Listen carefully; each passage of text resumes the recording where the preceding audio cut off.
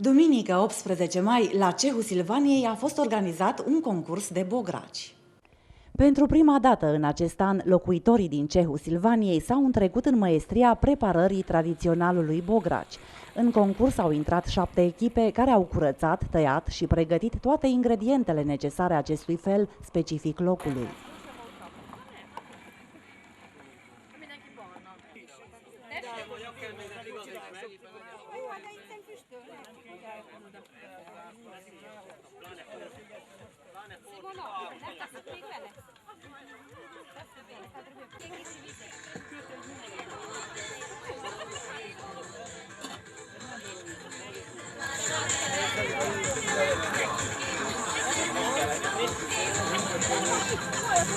Câștigătorul numai la final îl putem spune, că nu se știe acum.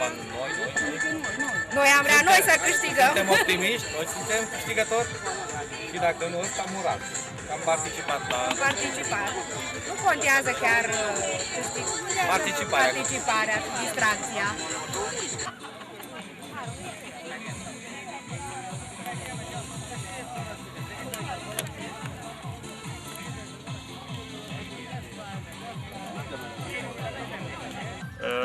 Mă numesc Secreș Alexandru, am mai participat la un asemenea concurs acum vreo 4 ani de zile și am luat locul 2 în Zalău. Sper că de data asta voi lua locul 1.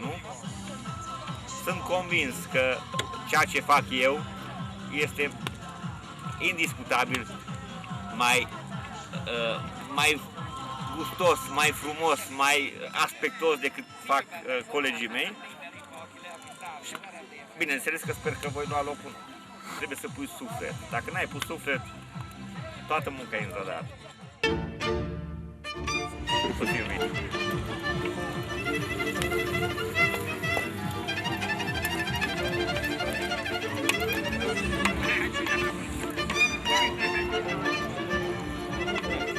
Poți scrivere dacă tenga positivitatea lui Pablo Primera. É a terceira, então deixa eu olhar.